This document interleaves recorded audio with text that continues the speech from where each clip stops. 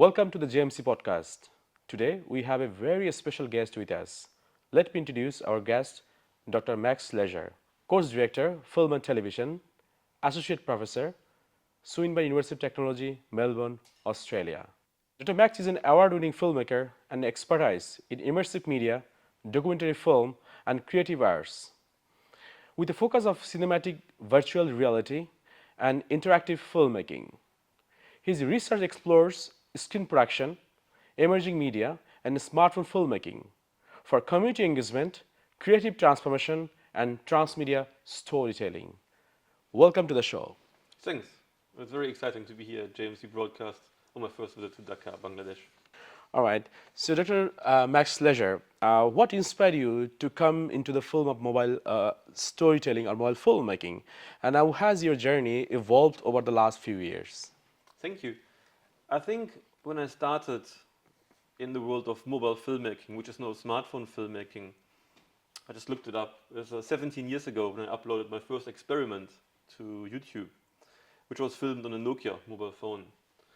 And back in these days, the exciting thing for me was to think about how can I use the tool, the Nokia camera phone, which wasn't designed to create video, to make a feature film for this.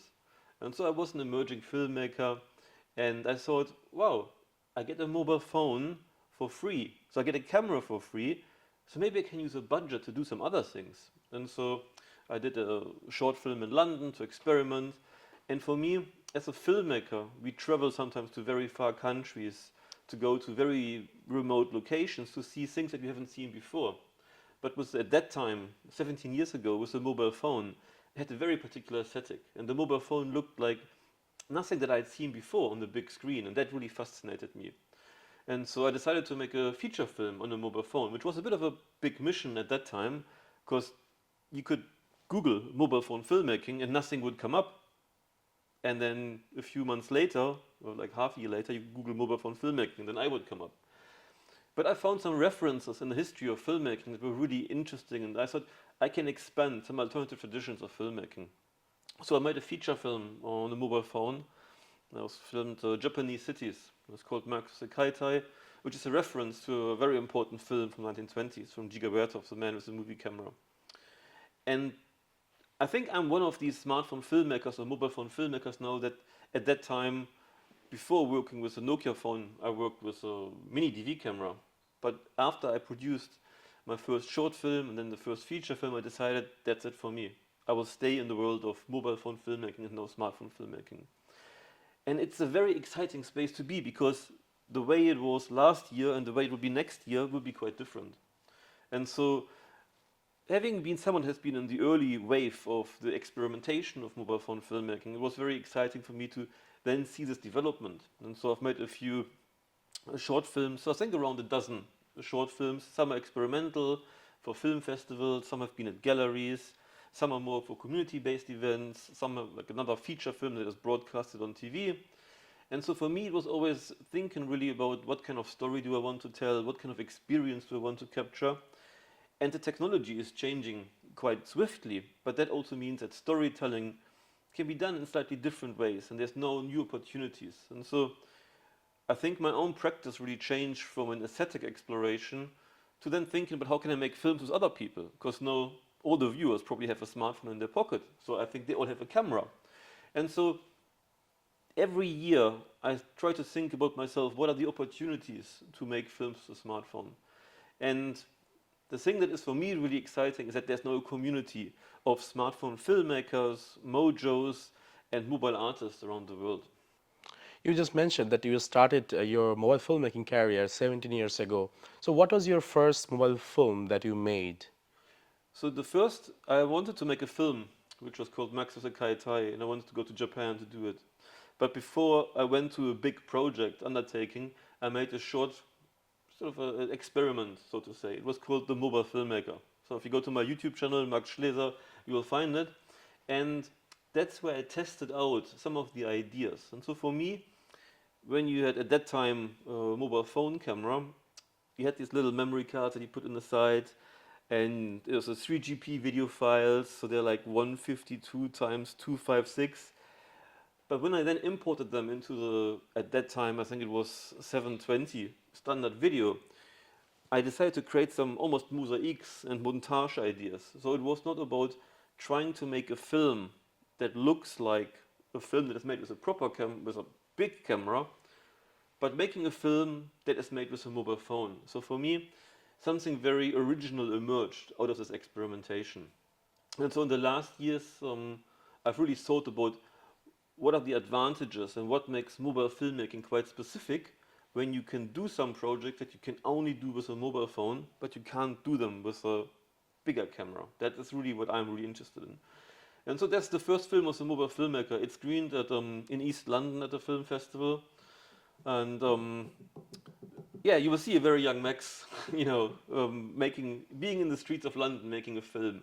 But for me, it was a quite important work because I thought, I finished the project, it was around 10, 15 minutes. I said, okay, I can now go to Japan and make a feature film, which was Max with the Kaitai. And Max with the Kaitai did quite well at a few festivals. So it was screened at the Festival de la Imagen in Colombia. It was at the Pocket Cinema Festival in Paris, which was a fantastic event to be part of, which is in the Forum des Images, so in Le Hall, it's central of Paris. Cinemas are very big. I think it was like around 800 people in the cinema, sold out, watching mobile phone films. It also was screened in the Museum of Moving Image in São Paulo, which was also a really great experience. And so I think the film did quite well. It's also now in the film archive in Paris. It's a part of their permanent collection. So if you're in Paris, you can still go to they've got these pink sofas, and you can sit and you can type in Max the Kaitai and it will come up. Oh, congratulations that. Thank you. So you started filmmaking, I mean, mobile filmmaking for many years. So what sort of changes that you can share with us from that period of time and the contemporary phase of mobile filmmaking? Thank you. It's a really great question. And I think what I'm very passionate about is that smartphone filmmaking can now do the job that you can do in an industry context. So we've seen in Hollywood, Steven Soderbergh made a film, $2 million budget, Unsane. But if you get $2 and you get some friends, you can also make a great short film. And that for me is I call it from rookie to pro. You can cover the entire spectrum. In the world of Mojo, of course, we know that there is some very esteemed journalists these days working with smartphones to produce their short documentaries, their reports. But I think there's also always another practice. There's an alternative field that is emerging, that is now a whole community around, where people produce stories that might be slightly different. And in the professional world, you can see there's a few feature documentaries that were produced, such as Saudi Runaway, or a film Midnight Runner about the Farsi family, or Selfie, a film by the Italian filmmaker. They've all received major broadcasting funding. They were at festivals like Berlinale and then festivals in North America. But these were films that could not have been done with a standard camera. And there's something very specific about sometimes personal filmmaking. The film Selfie was literally filmed in the selfie mode. It can engage communities. Yeah, we call it selfie journalism as well. Yeah. There you go. And I think these are some of the new viewpoints, literally, that I think mobile phone filmmaking brings to the environment. And I would also be so bold to say now that mobile phone filmmaking has an impact on what we see in the feature film industry, or generally the media industry happening. Well, so you are the founder of MENA, Mobile Innovation Network and Association. Yes. And could you please share us some of the great achievements and milestones of this organization? Thank you very much for giving me the opportunity to talk about MENA. I give you a little bit the backstory about MENA. And so when I finished Max with the Kaitai, I worked on this film like I haven't worked on any other project before. I was in Japan for 6 months. I filmed 180 hours of footage. I edited every 3 days a web blog of having some short extracts what the film was about. So it was also like a web blog journey at that time. Blogging was quite new. And so I combined mobile filmmaking, web blogging, and then brought the whole project into a cinematic project. And of course, in the end, I worked on the post-production with some very talented music artists. I had some sound recordings from Japan that I brought along. And so I really worked very hard on this project, and I felt that it deserves to be screened somewhere. And eventually it made it into these festivals that I just mentioned. But just after I finished the project, maybe I'm a bit impatient, but just a few months after, I talked to a few festivals and they were like, this is a great film, Max, but we can't really show a mobile phone film. Or they're like, Max, this is a great film, but we don't have a category for it. And by that time, I realized, and I get to know some other mobile phone filmmakers. There was Iran Kaganov from South Africa, and there was Matthew Noel Todd from the UK.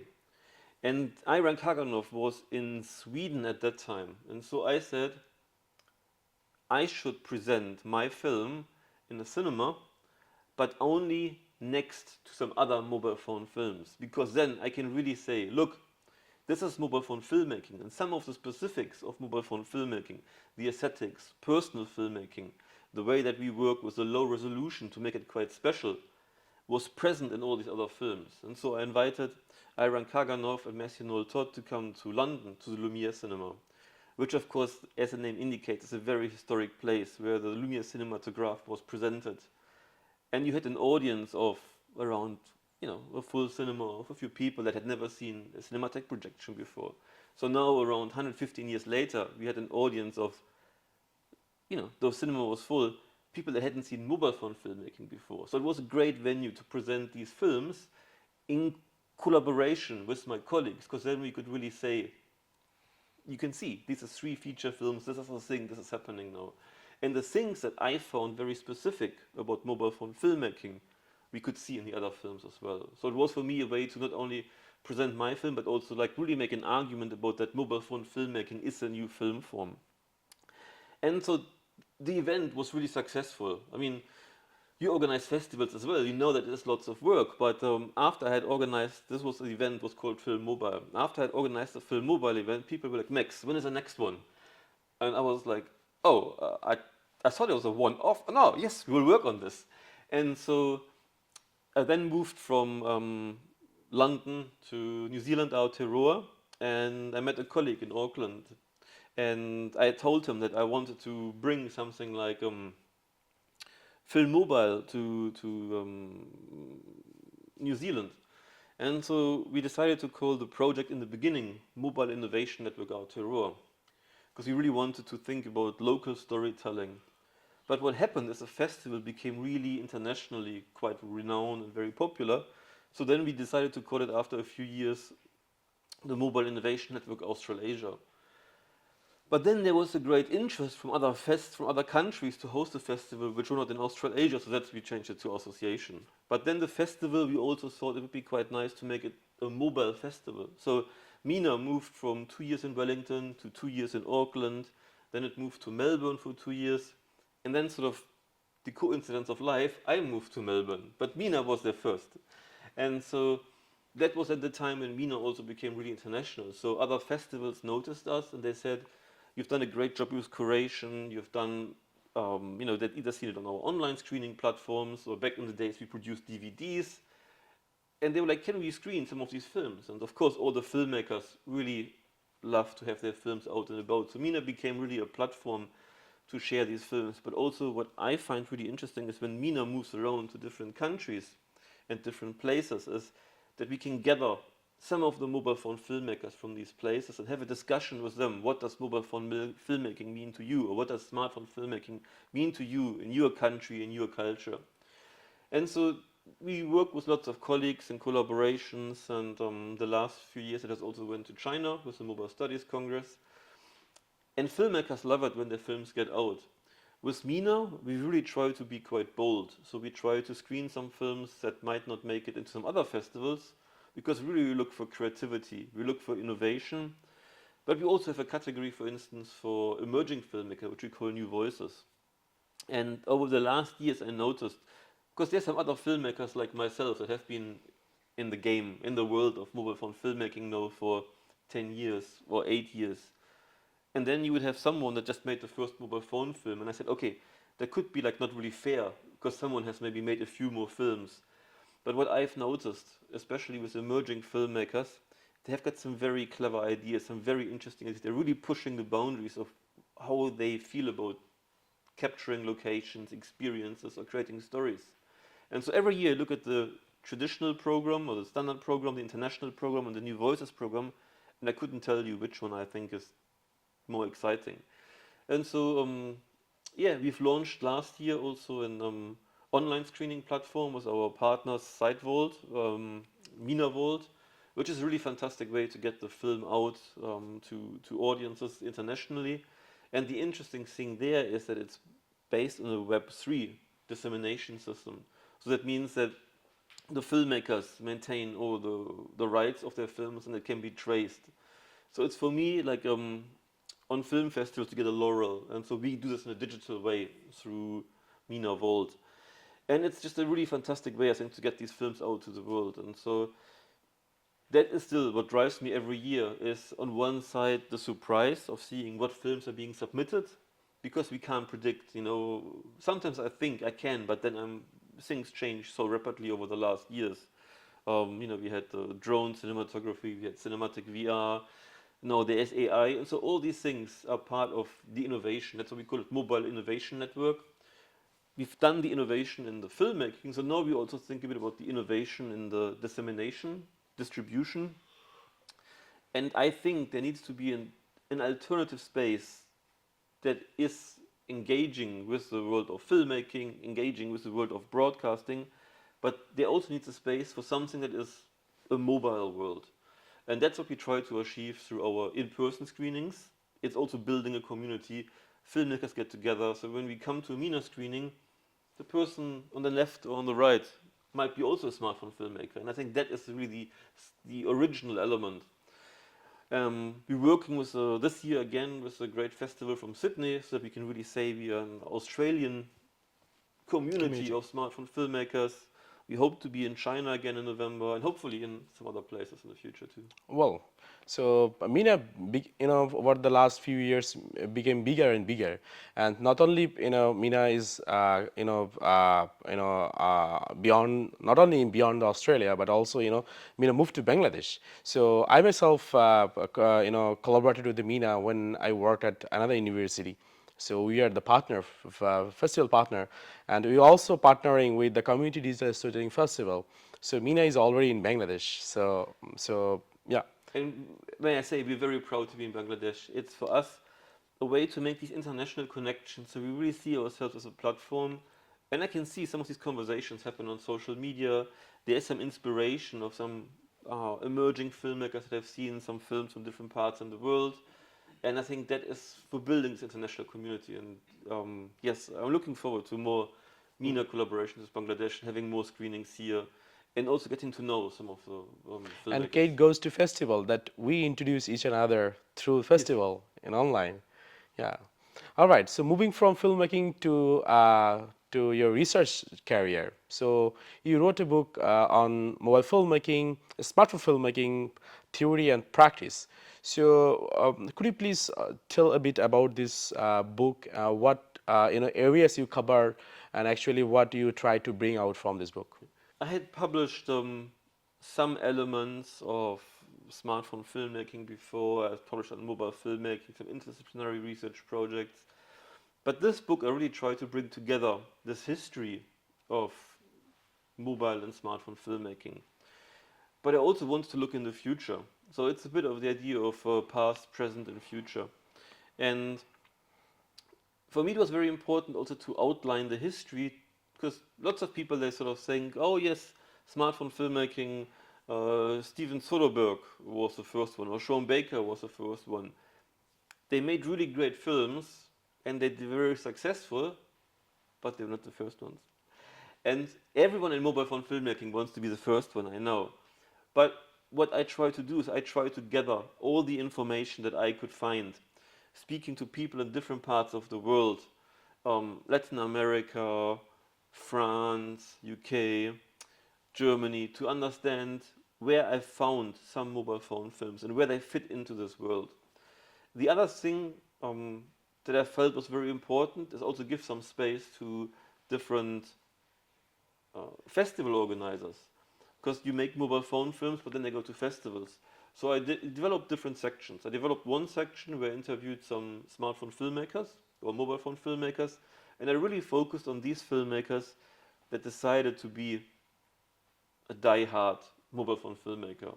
There are some filmmakers that sort of make a project on a mobile phone or a smartphone, then go back to other cameras, but I really said, no, this section is for those that have decided that they are smartphone filmmakers. Then there's a section for film festival organizers, because we know how much work it is, but I really wanted to give them some exposure and really sort of put a spotlight on the great work that they do.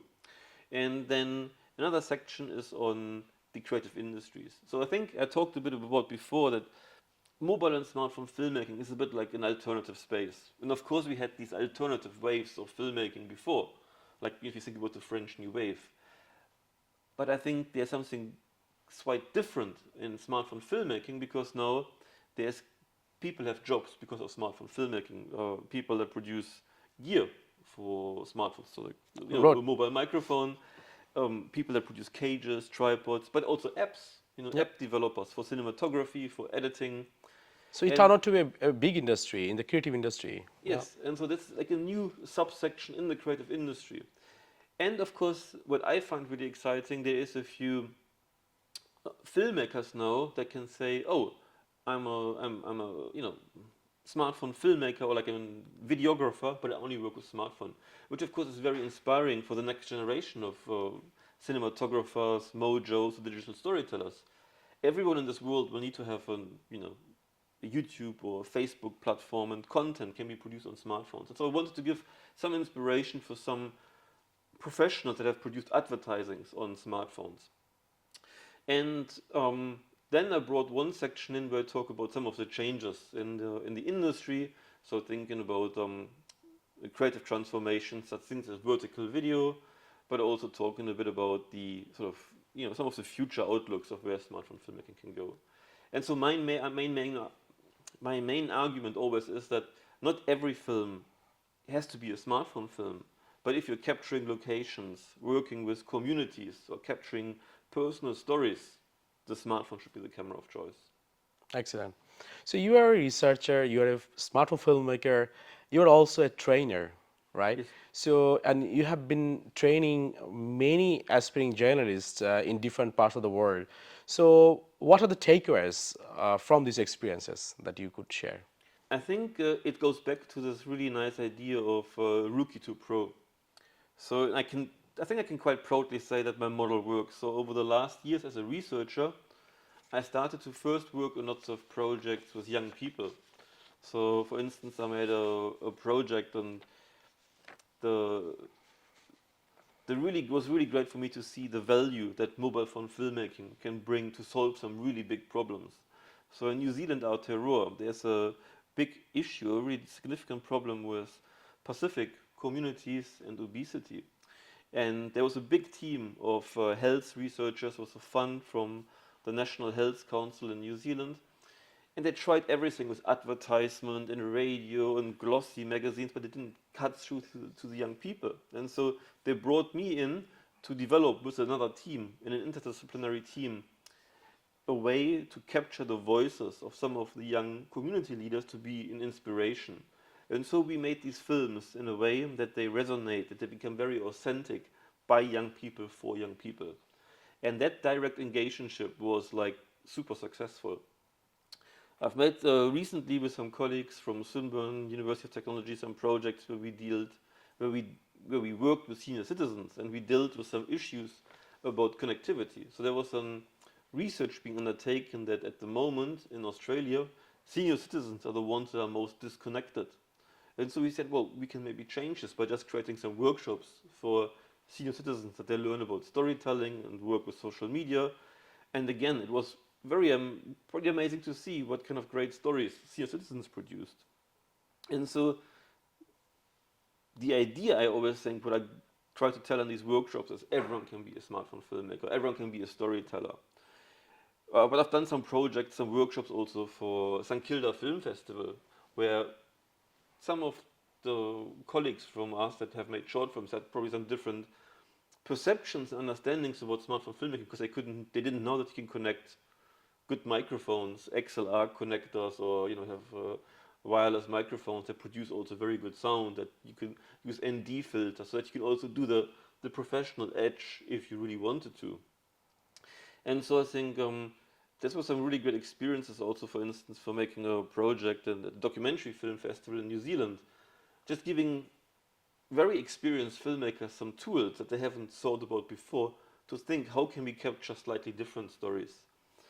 And some of my colleagues from the world of interactive filmmaking, they use this idea of polyphony, so that you've got multiple stories and multiple voices. And I think that's really what resonates with mobile phone filmmaking. Because if everyone can be a mobile filmmaker, you can bring more stories to the world. And I think this way we learn more about the world and our place in the world. Dr. Max, you worked also as a consultant with some major big companies around the world, particularly with the BBC, Adobe, and Nokia.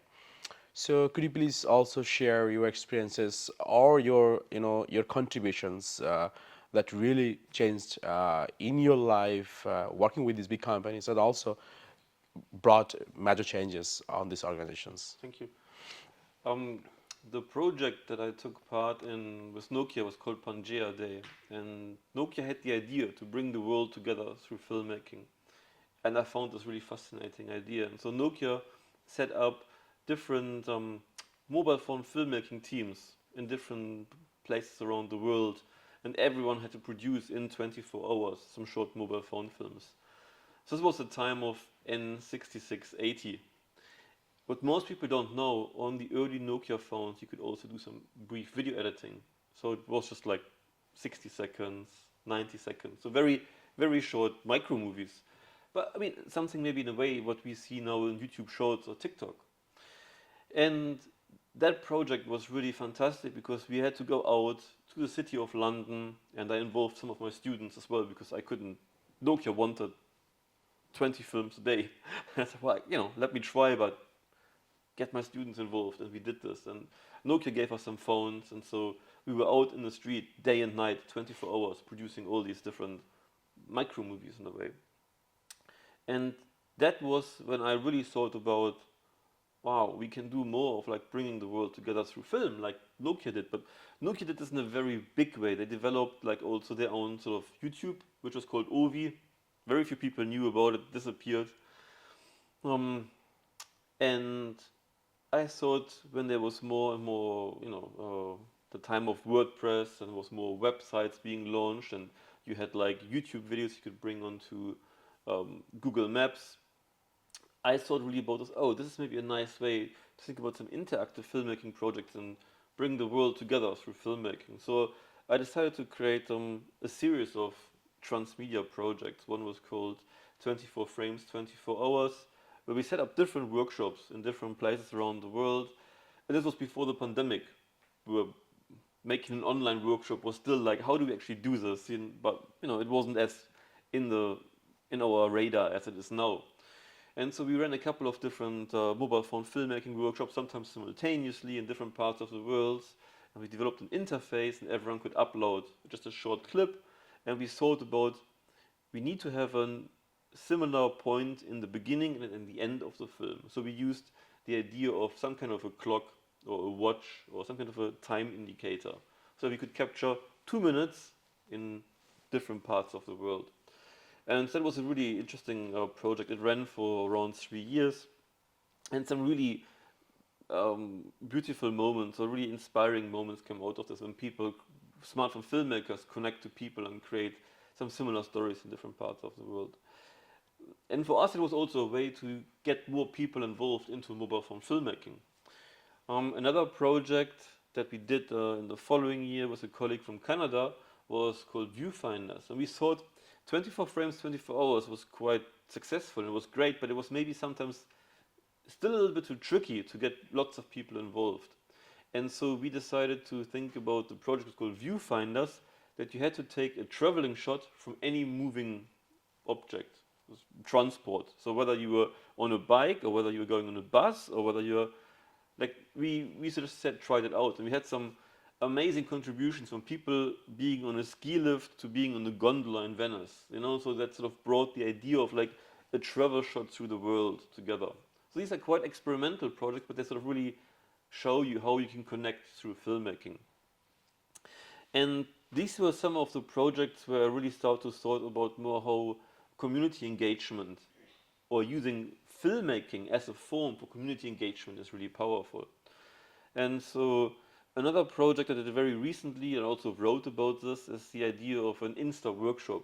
So because some of these workshops we do, there are some great conversations taking place. And this project resulted out of a workshop that at Swinburne University of Technology, the Social Innovation Research Institute, had some collaborations with the Australian Red Cross.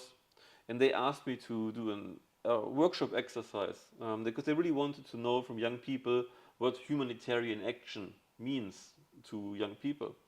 And so we developed this format of an Insta workshop, which is taking some short vox pops and then putting it in an Instagram channel that you can have a scrolling feed of these different vox pops. But it's also then a very nice way to continue the conversation online.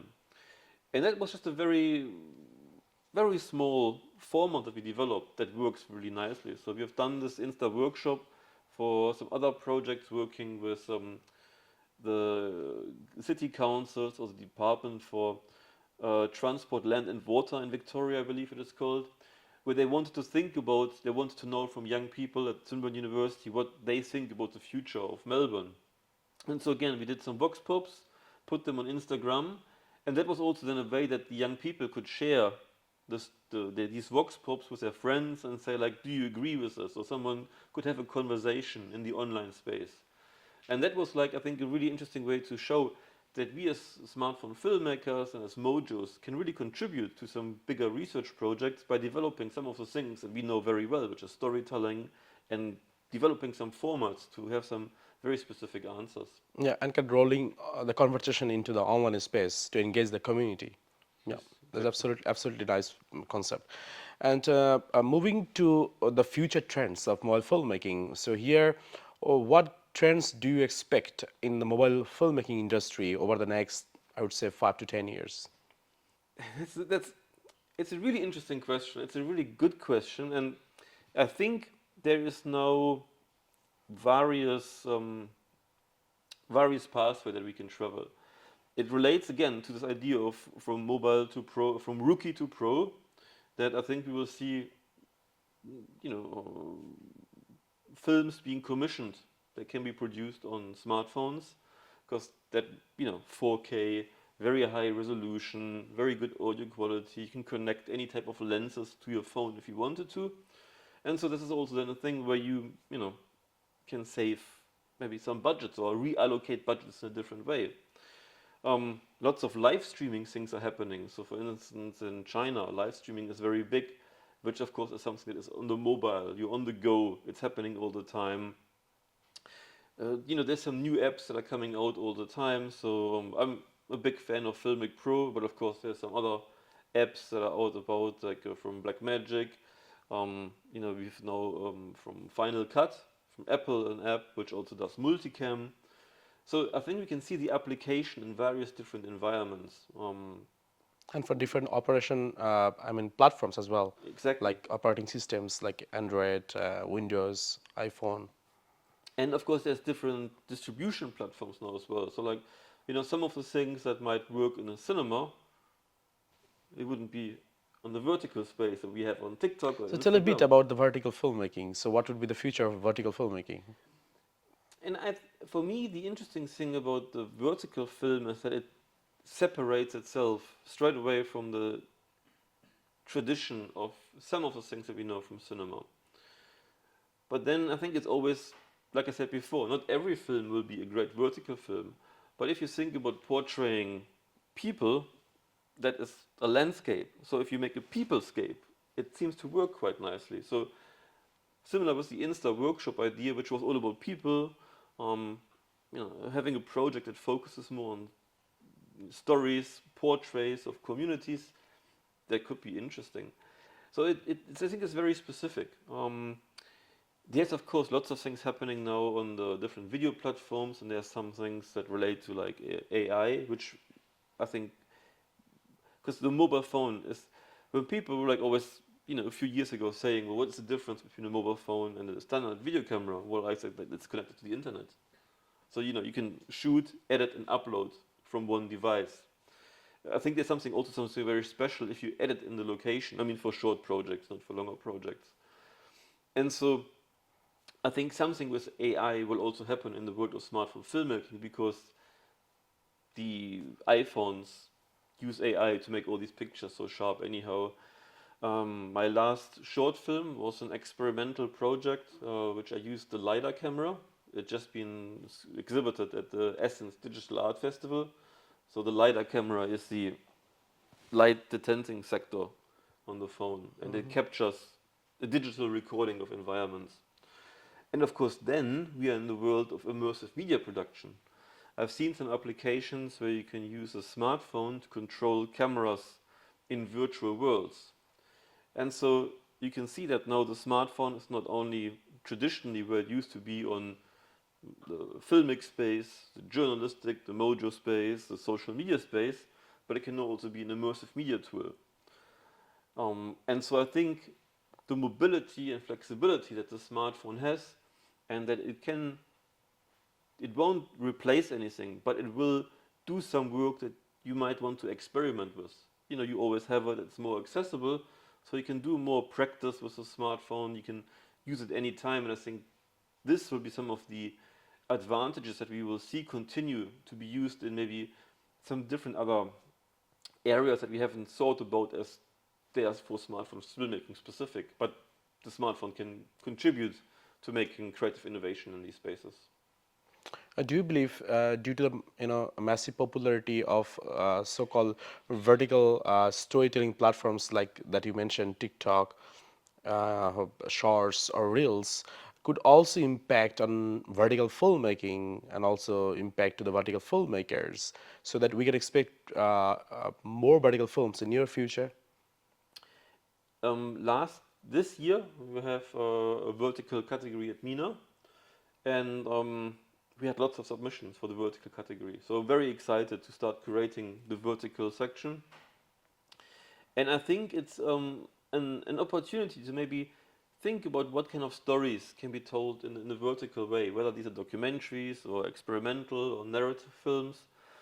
But it makes you think about your screen space. It makes you think about the story space in a different way. And I think this is where then some of the innovation comes in. We have to be creative because it changes a few things. But I think that is the idea of making these things quite exciting. I think these platforms, they will stay.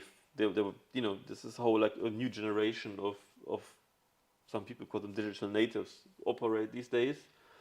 But I think the interesting thing, which will also be, so what happens if these digital natives now will go to like a professional environment?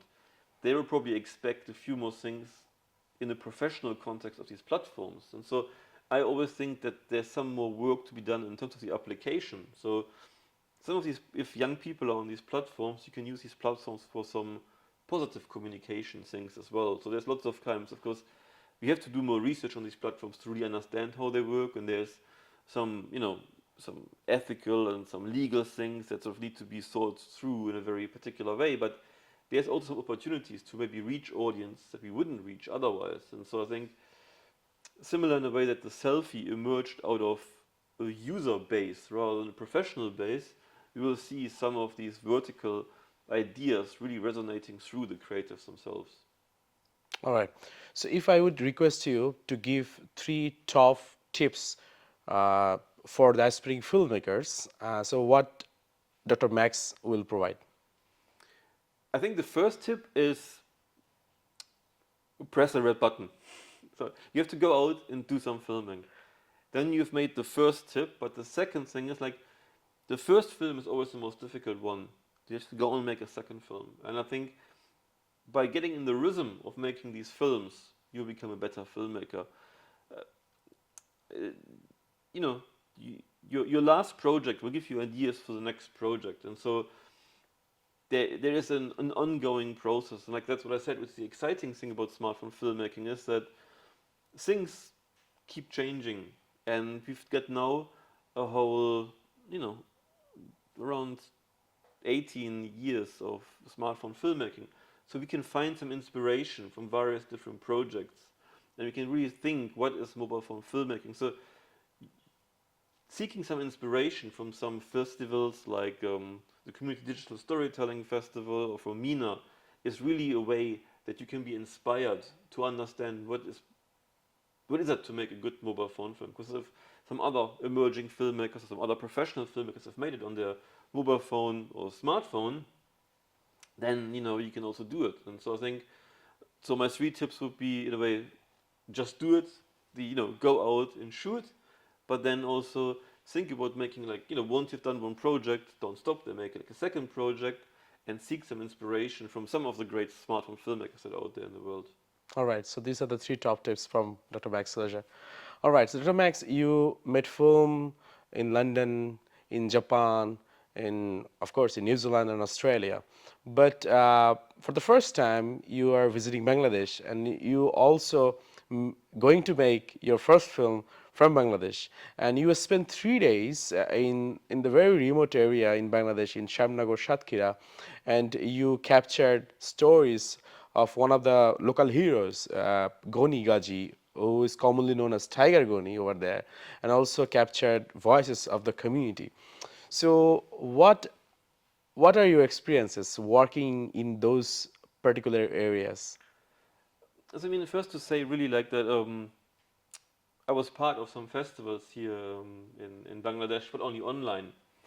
But I felt really that I wanted to learn more about the culture and the country, and also through like connecting with you, Dr. Kabil. It was really great that you invited me then back for the Community Digital Storytelling Festival, and so that was something really that sparked my curiosity. And so when the opportunity came through a DFAT, Department for Trade and Foreign Affairs, from the Australian government scholarship to take some students here, I thought, well, we have to combine this and also make a project.